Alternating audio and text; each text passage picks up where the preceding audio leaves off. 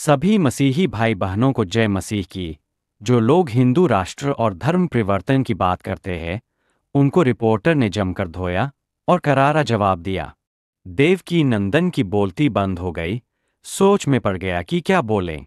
Reporter ने सही जवाब दिया है, देखें। सनातन तो कहता ही है, सर्वे भवन्तु सुखिनः, सर्वे सन्तु निरामया, सर्वे भद्राणि पश्यन्तु, मां कश्चित् दुःखभाग् भवेत्। मां कश्चित् दुःखभाग् भवेत्, यही कहता है ना। तो फिर ये कैसी जिद कि भाई हिंदू राष्ट्र बनाना है? अच्छा एक बात बताइए, अगर हिंदू राष्ट्र बन जाएगा तो नुकसान किसको होगा? और अगर सेक्युलर रह जाएगा तो नुकसान क्या होगा?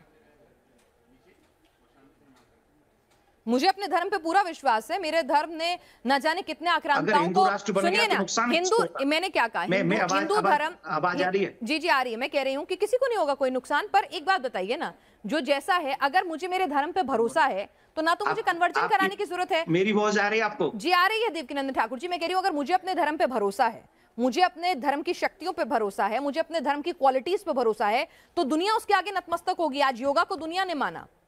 दुनिया के लोग जो है हिंदू धर्म की तरफ खींचे चले आते हैं। कोई जाके अमेरिका, 7 समंदर पार लोग नहीं जा रहे, लोग आ रहे हैं हमारे अध्यात्म की शरण में। तो फिर ऐसे में क्या जरूरत है कोई राष्ट्र घोषित करने की?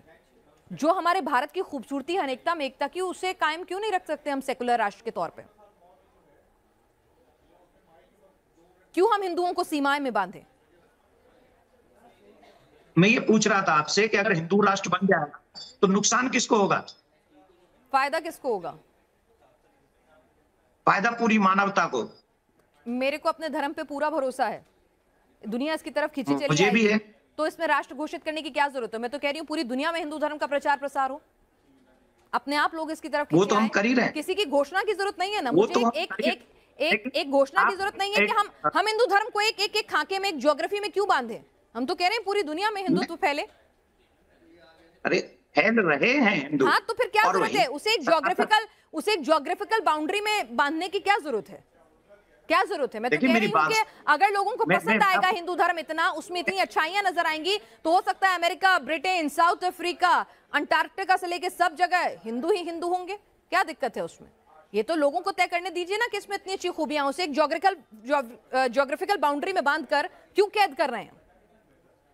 अच्छा एक बात बताइए, अभी आपको लगता है कि जिन जिन जगहों के नाम आपने लिए वहां हिंदू नहीं है? हैं, बिल्कुल है। तो मैं वही तो कह रही हूँ आपसे कि ज्योग्राफिकल बाउंड्री में क्यों बांधना है? क्या सेकुलर स्टेट रहने देने में क्या दिक्कत है? क्या नुकसान हो रहा है? किसी हिंदू धर्म की जान को खतरा हो रहा है? किसी हिंदू की के साथ कोई दिक्कत हो रही है? जिस समय हम लोग आजाद हुए थे 75 साल पहले, उस समय की हालत में और आज की हालत में क्या फर्क है? नहीं, आप बताएंगे मुझे? लगता है आपको क्या फर्क लगता है? मुझे तो मेरा उन्नत भारत नजर आता है, आगे बढ़ता हुआ भारत नजर आता है। सुनिए, 8 से 9 स्टेटों में हिंदू अल्पसंख्यक हो गया। अच्छा। और धीरे धीरे सनातनियों का धर्म परिवर्तन कराया जा रहा है। धीरे धीरे सनातनियों के ऊपर जातीय या कैसे कैसे प्रहार किए जा रहे हैं। धीरे धीरे एक कुर्सी के लिए हम लोग किसी भी सीमा को पार कर रहे हैं, क्योंकि हम सबको कुर्सी चाहिए, हम सबको देश अखंड नहीं चाहिए। अगर हम देश के लिए नहीं रहेंगे, अब हमारी परंपराएं कहां चलेगी? बताइए, संस्कृति। इन 75 सालों में हमारे देश के संस्कारों का क्या हाल हुआ? आप जरा कृपा करके मुझे अपने नेक्स्ट चैनल पे बताइए। आज हम क्या उसी संस्कार के साथ जी रहे हैं जो 75 साल पहले जी रहे थे? देवकीनंदन ठाकुर जी, आप मोबाइल का इस्तेमाल करते हैं, आप मेरे साथ स्काइप के जरिए जुड़े हुए हैं। इंटरनेट टेक्नोलॉजी के इस्तेमाल में बहुत कुछ बदल रहा है ना? बिल्कुल बदल। ठीक है, तो ऐसा नहीं है कि लोग बाग परंपराओं का पालन नहीं कर रहे होंगे। 5 उंगलियां बराबर नहीं होती, परंपराओं का पालन हो भी रहा है, कुछ छूट भी रही है, उनको रिवाइव करने की कोशिश भी हो रही है। क्या आपको मालूम भी है कितने माँ बाप जो है घर में बूढ़े बूढ़े अकेले पड़े और आंसू बहा रहे हैं? मैं कथावाचक हूं, मेरे पास में इतने लोग आते हैं और उनके दुख दर्द, आप क्योंकि आप पत्रकार हैं, आप एक सीमित दायरे में, मैं असीमित दायरे में जाता हूं और वहां जब दर्द सुनता हूं ना तो हृदय कांप जाता है मेरा सनातनियों का, क्योंकि वो मेरे संस्कार नहीं। दर्द इसलिए है क्योंकि माता पिता इसलिए अकेले हैं क्योंकि भारत हिंदू राष्ट्र नहीं है। मतलब एक आदमी अपने माँ बाप को छोड़ गया, इसीलिए छोड़ गया क्योंकि भारत हिंदू राष्ट्र नहीं है। इसका हिंदू राष्ट्र से क्या लेना देना है? तो संस्कार, लोगों की सेंसिटिविटी की बात है ना सर। गलत तरीके से प्रस्तुत, आप मेरी चीज को गलत तरीके से प्रस्तुत कर रही हैं। हिंदू राष्ट्र का मतलब है सनातन परंपरा। सनातन संस्कृति के ही हमारे आचार्य भगवान श्री राम जो अपने माँ सौतेली माँ के कहने पर 14 वर्ष के लिए वन को चले गए थे, वो है संस्कार। और ऐसा संस्कार निर्माण करेगा हिंदू राष्ट्र का, सनातन राष्ट्र का। और वो सनातन राष्ट्र किसी पे कुठाराघात नहीं करेगा। सनातनियों ने किसी पर आक्रमण नहीं किया है। सनातन किसी को मारना नहीं चाहता। सनातन सबको प्यार देना चाहता है। सनातन सबको अपने साथ में रखना चाहता है। मैं एक जगह पर था, एक पत्रकार बंधु ने कहा, जब आप हिंदू राष्ट्र बनाएंगे तो आप हमें कृपा करके बताइए उसमें हमारे मुसलमान भाइयों की क्या उपलब्ध क्या रहेगा, मुसलमान भाइयों का क्या रहेगा। मैंने उससे कहा था कि यही रहेगा जैसे राम जी के राज्य में लक्ष्मण का था, जैसे शत्रुघ्न का था, वैसे भरत का था। ये है सनातन, ये है हिंदू राष्ट्र। हिंदू राष्ट्र बनेगा, क्या हिंदू धर्म इतना कमजोर है कि उसे किसी को दुख देंगे? मैं पूछ रही हूं, क्या हिंदू धर्म इतना कमजोर है कि उसे एक डिक्लेरेशन की जरूरत है? हिंदू धर्म इतना कमजोर है कि उसे एक डिक्लेरेशन की जरूरत है कि हिंदू राष्ट्र बना लो? मैंने कहा ना, हिंदू धर्म इतना कमजोर है, देश के कानून पे भरोसा नहीं है। अगर आप कह रहे हैं धर्म परिवर्तन हो रहा है तो मुसलमानों का भी हो रहा है। मुसलमानों का धर्म परिवर्तन तो बागेश्वर महाराज ने अपने मंच पर कराया और बड़े गदगद हुए, बड़ी तालियां बजवाई कि बहुत खूबसूरत शानदार काम किया है। वो अगर हिंदू धर्म में आए तो बहुत बढ़िया काम हो रहा है, लेकिन अगर हिंदू चला जाए तो पाप हो रहा है। ये डबल स्टैंडर्ड क्यों देवकीनंदन ठाकुर जी? इस देश में आजादी के समय कितने मुसलमान भाई थे? सर मैंने क्या कहा, कितने हिंदू? और हिंदू उस रेशो से नहीं बढ़ रहे हैं, आप ये कह रहे हैं हिंदू उस रेशो से नहीं बढ़ रहे हैं। जो 125 करोड़ की आबादी हो गई, क्या नहीं बढ़ रहे हैं? हिंदू उस रेशो से नहीं बढ़ रहे हैं। अगर रेशो की बात करें, फर्टिलिटी रेशो की बात करें, अगर हम बात करें कि किस रेशो से बढ़ रहे हैं, तो आप कह रहे हैं कि हिंदू मुसलमान अलग अलग रेशो से बढ़ रहे हैं। क्या बात कर रहे हैं? 125 करोड़ की आबादी में क्या फिर 70% मुसलमान हो गए क्या?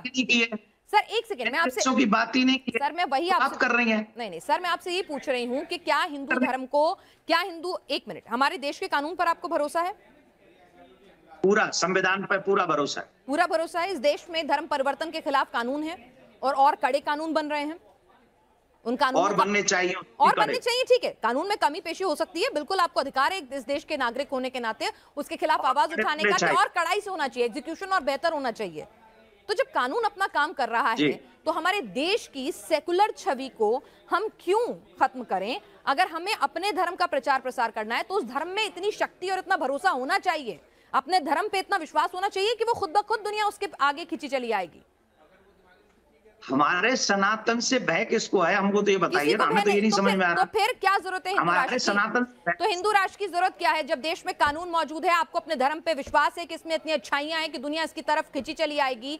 दुनिया के लोग आते हैं सनातन में, अध्यात्म की तलाश में। हिंदुस्तान में एक नहीं कई बड़े बड़े सितारों के नाम है, हॉलीवुड की हस्तियां आती हैं, स्टीव जॉब्स आते हैं, मार्क जुकरबर्ग आते हैं, बराक ओबामा अपने साथ हनुमान जी की कीचेन लेकर चलते हैं। ऐसा नहीं है कि तो वही हिंदू राष्ट्र हुए बिना, घोषित किए बिना, मैं कह रही हूँ ना, हिंदू राष्ट्र की घोषणा किए बिना हिंदू धर्म पहुंच रहा है ना दुनिया में। तो हिंदू राष्ट्र की घोषणा करके ऐसा क्या मिल जाएगा? कानून है। अगर आपको लगता है धर्म परिवर्तन बहुत बड़ी दिक्कत है तो कानून है उसके लिए। और कड़े कानून बनवाइए, बस इतना ना। तो अगर कानून कड़े हो जाए तो हिंदू राष्ट्र तो नहीं चाहिए ना आपको? फिर अगर कानून कड़े हो जाए तो हिंदू राष्ट्र तो नहीं चाहिए ना? मेरी अंतिम सांस तक मुझे हिंदू राष्ट्र चाहिए। चलिए ठीक है, आपके अंतिम सांस तक चाहिए। अच्छा ये बताइए देवकीनंदन ठाकुर जी, अब आप मुझे बताइए कि हिंदू धर्म के ही बड़े बड़े धर्मगुरु, बड़े बड़े माननीय जो हैं, वो ये कह रहे हैं कि कथावाचकों को कथावाचक का काम करना चाहिए, चमत्कार दिखाने का काम उनका नहीं है, वो ईष्ट पर छोड़ देना चाहिए। वो भगवान के चमत्कार हैं, भगवान की लीलाएं हैं। आप भगवान में भरोसा करना सिखाइए, लेकिन चमत्कार करके लोगों को इस तरह से भ्रमित ना कीजिए। अगर किसी संत महात्मा ने कहा है और किसी विद्वान महानुभाव ने कहा है तो मैं उनको नमन करता हूं और उनकी बात मेरे सर माथे, और जो वो कहेंगे हम वही करेंगे। और अगर किसी पॉलिटिशियन ने कहा है तो मैं इसमें एक पॉजिटिव, क्योंकि मैं क्यों उनका साथ दे रहा हूं या मैं उनका समर्थन क्यों कर रहा हूं, उसके पीछे एक पॉजिटिव मेरी एक थिंकिंग ये है कि जो लोग दुखी होते हैं, वो जो दुखी होते हैं वो कभी किसी दरबार में जाते, कभी किसी दरबार में जाते और उनपे नाना प्रकार, और आप, मैं सच्ची बोल रहा हूँ, आई स्वेयर, मैंने ऐसे लोगों को भी सुना है जो ये बताते हैं कि हमारे ऊपर ऊपरी प्रेत बाधा थी, हम फलाने व्यक्ति के पास में गए, वो फलाना व्यक्ति, मैं उसका नाम नहीं कर रहा हूं, नहीं तो कोई कहेगा उस धर्म को बदनाम करने के लिए बात कर रहे हैं। वो व्यक्ति कम से कम सनातनी नहीं था, ये समझ लीजिए, स्पष्ट समझ लीजिए। हम उसके पास में गए और आई प्रॉमिस, मैं सच बोल रहा हूँ, एक एक वर्ड, उसने कहा कि हम उसके पास में गए ठीक कराने, फिर उसने हमारा क्या क्या शोषण किया, और जब जब हम बचना चाहते हैं तब तब वो कहते हैं हम तुम्हारे घर में ये प्रॉब्लम नहीं होता क्या? आसाराम बापूजी और बाबा राम रहीम कहाँ चले गए? मतलब शोषण सनातन में नहीं होता क्या? पांचों उंगलियां बराबर नहीं है सर? नहीं, आप कुछ बहुत अच्छे लोग अच्छी यहाँ बात भी कर रही होंगे, हैं, कुछ अच्छे लोग वहां भी होंगे, कुछ बुरे लोग यहाँ भी हैं, कुछ बुरे लोग वहां भी होंगे। आप पर्सनली टारगेट कर रही हैं सनातन को। नहीं सर, मैं खुद सनातनी हूँ, मैं खुद सनातनी हूँ, मैं हिंदू धर्म को प्रैक्टिस करती हूँ, मेरे हाथ में कलावा बंधा हुआ है, आज भी मैं हनुमान मंदिर जाऊंगी, मैं पक्की हिंदू हूँ। इसका मतलब ये नहीं है कि मुझे दूसरे धर्मों के ऐप दिखेंगे और अपने धर्म में सिर्फ अच्छाई। आंखें मूंद लेने से शेर मुझे नहीं खाएगा, ऐसा नहीं हो सकता। मेरी बात सुनिए ना, चमत्कार की बात कर रही है ना आप, तो मैं चमत्कार पे एक एग्जाम्पल आपको दे रहा हूँ। मैं आपको एक एग्जाम्पल दे रहा हूँ। सबसे पहले समझ लीजिए, मैं बागेश्वर धाम वाले महाराज जी का प्रवक्ता नहीं हूँ। मैं बड़ा भाई, वो मुझे मानते हैं, मैं उनको छोटा भाई मानता हूँ, ठीक है ना। तो आप इस बात को, आपने चमत्कार की बात की तो मैं उसको उत्तर दे रहा हूँ, आप उस बात को और एक कदम आगे ले गई, वो बात तो ठीक नहीं है ना आपकी। आप इस बात को समझिए, उन्होंने ऐसा कहा तो मुझे फिर ये लगता है कि कम से कम कोई सनातनी पे ऐसी विपत्ति है, और अगर वो पंडाल में कैमरों के सामने आके उसका दर्द दूर हो रहा है तो उसमें तो कोई तकलीफ नहीं। आपने अभी कई संतों के नाम लिए, मैं उनका नाम नहीं लूंगा, कि वो जेल में है। अगर वो जेल में है तो ऐसे कई फादर और पता नहीं कौन कौन है, बिल्कुल है। तो वो आज भी उनसे भी बड़े कांड किए हैं और उनको बेल मिल गई 14 दिन में, और संत को बेल नहीं मिलती है कभी भी। ये तो आप जानती होंगी ना कि वो 14 दिन में आ गए थे जेल से बाहर, जिन पे 14 लड़कियों ने रेप के केस दर्ज कराए थे। तो यानी मीडिया में आके कानून भी पार्शियल हो गया क्या देश का? अभी तो आप कह रहे थे कानून पे भरोसा है, अब आप कह रहे हैं कि कानून अलग अलग हिसाब से चल रहा है। देखिए, आप अगर सनातन को टारगेट करेंगे, मैं नहीं करूंगी, मैं तो क्यों करूंगी? मैंने कहा ना, मैं तो खुद, मैंने कहा सर, मैं तो खुद हिंदू धर्म, मैंने आपसे क्या कहा, मेरे हाथ में आपको कलावा दिखेगा, मैं खुद हनुमान भक्त हूँ, मैं खुद मंदिर जाती हूँ, तो मेरे को कोई दुश्मनी नहीं है सनातन से, मैं खुद सनातन को मानती हूँ। दुर्भाग्य है कि वो सनातन धर्मगुरु थे, इसलिए वो अभी तक जेल में है। अच्छा, अगर वो किसी धर्म के गुरु होते ना तो वो जेल में नहीं होते, वो बाहर बैठे होते, मजे ले रहे होते। 70 केस हैं एक एक व्यक्ति पर, पुलिस उन पर हाथ नहीं डाल सकती। ठीक है, ठीक है, हाथ नहीं डाल सकती, मीडिया उनका आवाज नहीं उठा सकती।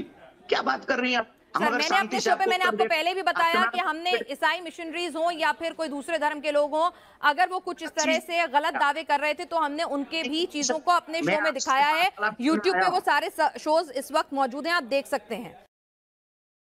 थैंक यू, धन्यवाद, गॉड ब्लेस यू, आमीन।